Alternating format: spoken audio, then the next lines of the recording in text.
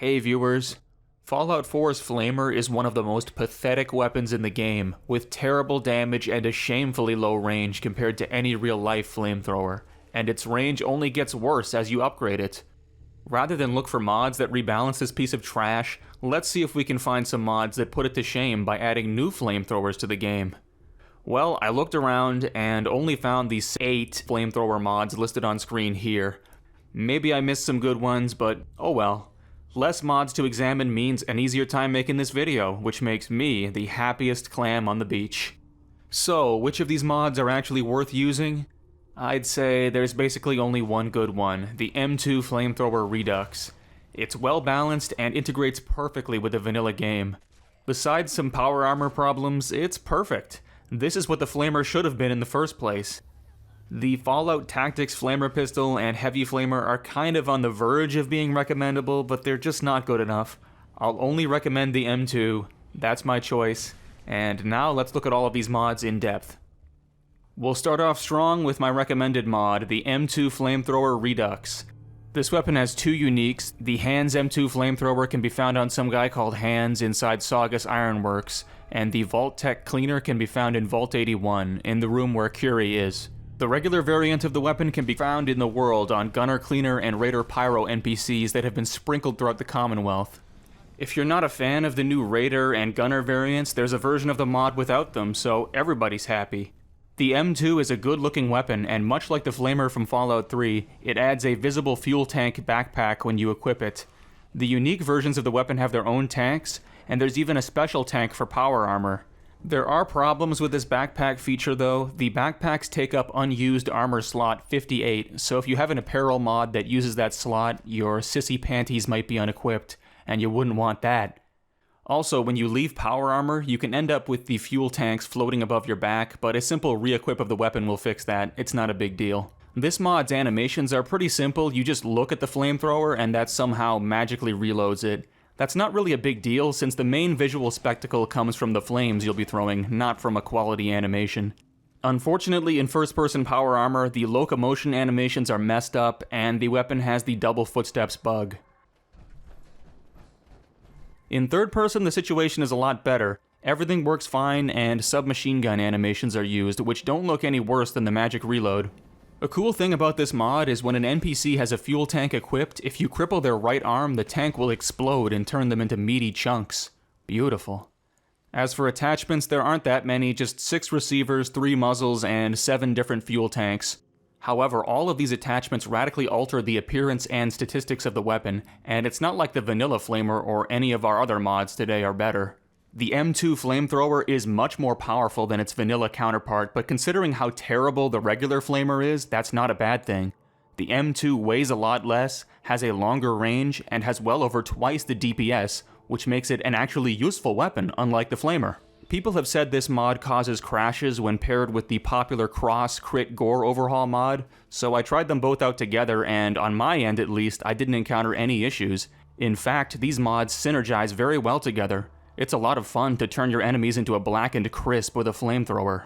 I love this mod. All it needs are the power armor issues to be fixed, and maybe some extra attachments. It would also be nice to have a replacer option to get rid of the vanilla Flamer entirely. Besides that, this mod's perfect. Second up, we've got the Assault Flamer, a compact endgame flamethrower. Unfortunately, this weapon is invisible if you install it with Mod Organizer 2 because the folder structure was set up wrong. Fixing that is as simple as manually moving everything in the data folder to the root directory, but this weapon is not worth the 2 seconds of effort it takes to do that because it is ugly and broken, as we shall soon see. This weapon doesn't have any uniques, but it is injected into leveled lists. You can find it on gunners, raiders, and vendors. It's very common. I found it multiple times when clearing out Gunner's Plaza. The modeling is pretty simplistic, but I guess the textures do a decent job. The way the weapon is held in first person looks terrible. It looks like it's pointing downwards away from the crosshair. It doesn't have custom animations either. Instead uses assault rifle animations, in particular the drum magazine reload. This at least means there's no power armor problems. However, there's a much worse problem. The weapon has a ridiculous reach when bashing. I think the author mistakenly entered a value thinking it controlled range when it really controlled bash reach. The worst part about this shit is it affects enemies too, so they can bash you from 20 or 30 meters away. I have no idea how the author didn't catch this while testing. It makes the weapon completely unusable. And I'm sure it doesn't surprise you that this weapon has terrible attachments too. It has one extra receiver that doesn't seem to do anything to the damage. It has 3 different types of tanks: Flame, which is obvious, Cryo, which still shoots out flames for some reason, and Poison, which shoots out white particles that cause sorting errors with transparent materials. Wonderful. There's also 3 nozzles, which feature the same damage versus range trade-off as the vanilla flamer. The weapon certainly isn't overpowered, aside from its ridiculous bash, but it's so crappy, I don't think that actually matters. Definitely pass on this one, it's no good. Third, we've got Wasteland Flamethrower, a unique weapon concept. It's a standalone weapon cut out from a larger heavy weapons pack. Maybe I'll look at the whole pack someday, but not today. Anyways, this mod features no uniques, but it has leveled list injection. The Wasteland Flamethrower can be found on Minutemen, Gunners, Raiders, and at vendors starting from level 16. The view model and 1K textures don't look that bad in the inspect menu, but when you pull out this weapon, the view model just looks ugly as sin. The brown wrap on the back of the weapon is right up in the camera and looks muddy as hell. The midsection looks like it's missing some polygons, and your thumb clips straight through the valve. The weapon uses cryolator animations, which look okay aside from the clipping, and of course they work great in power armor too. It's a well-balanced weapon, superior to the vanilla flamer in every regard except for a lower ammo capacity, but it's not so much better than the vanilla flamer that it's overpowered. As for attachments, all we get are 8 barrels and 3 stocks, so there really isn't much choice. The gamma barrel shoots green flames, that's kind of cool. Overall, this is a pretty mediocre mod. It's not broken, but it doesn't do anything particularly well. Fourth, we have the Flamethrower Rifle. This weapon has no uniques, no leveled list integration, and no pre-placed spawns. Just 3 different Flamethrower Rifle variants that can be crafted at a chem lab. There's compressed, standard, and vaporizer variants, which trade off damage for range, as you would expect. The model doesn't look bad, but everything else about this thing sucks nuts. It uses extremely ill-fitting submachine gun animations with no moving parts. Its attachments likewise are broken duplicates of the submachine gun's attachments. If you ever wanted a suppressed flamethrower, here's your chance. The weapon isn't overpowered, I guess, but it's still complete garbage. This thing would need some new animations and some working attachments before even being worth considering. Let's not dwell on it and move on to our 5th mod, the Fallout Tactics Flamer Pistol. This pistol has no uniques, but it does have leveled list injection. It can be found from level 10 just about everywhere. In fact, I worry it might be a bit too common. You'll be seeing this pistol in just about every duffel bag you come across. The weapon doesn't look so bad, the model is decent, and the 2K textures do a good enough job. Unfortunately, the alien blaster animations really let this weapon down.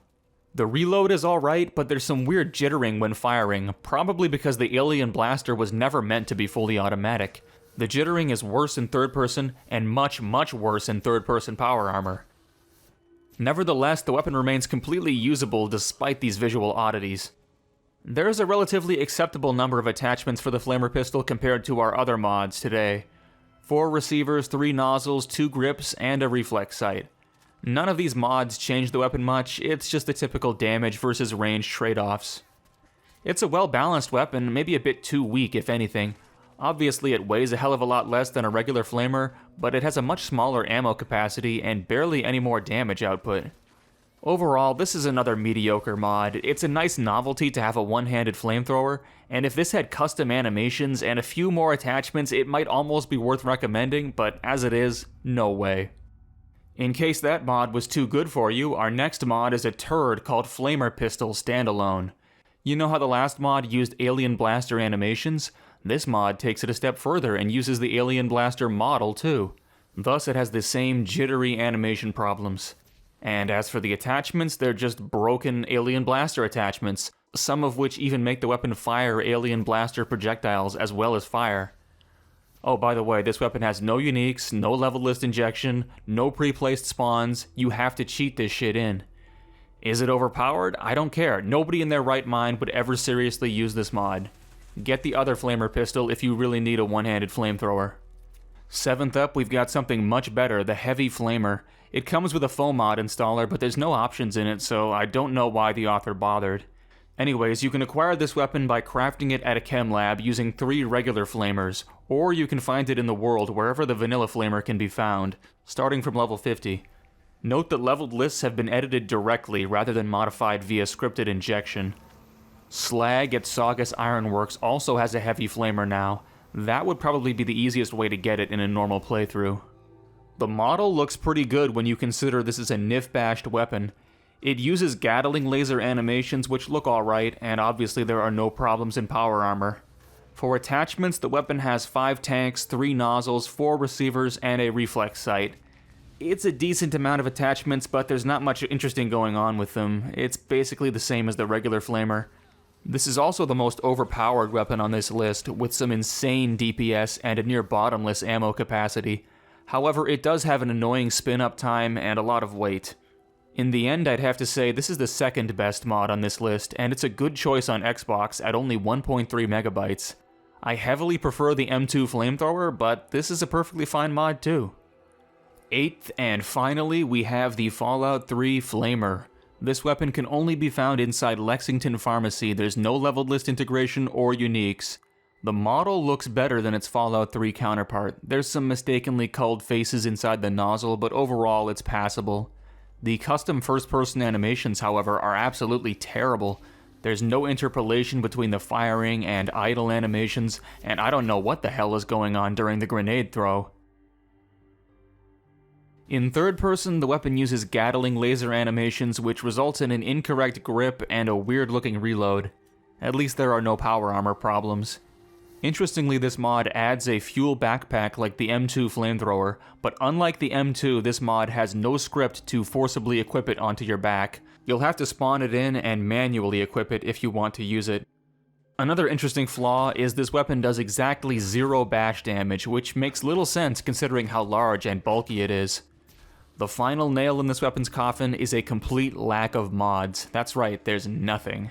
It really brings the Fallout 3 experience into Fallout 4, that's for sure. As far as balance goes, the weapon does more damage, has less weight, and has a greater range than a fully upgraded flamer, but that's okay. It's still not overpowered. If this mod was updated to add attachments and improve the animations, it might not be so bad, but after 4 years without updates, there's little chance of that happening. This mod is best forgotten about. I know this video was a bit on the short side, but don't worry, I'll make up for it. There's more content coming down the old sewage pipe soon. Until then, toodles! And thanks to Hikikomori_gaming for the $5. I wish I'd thought of your username, it's awesome.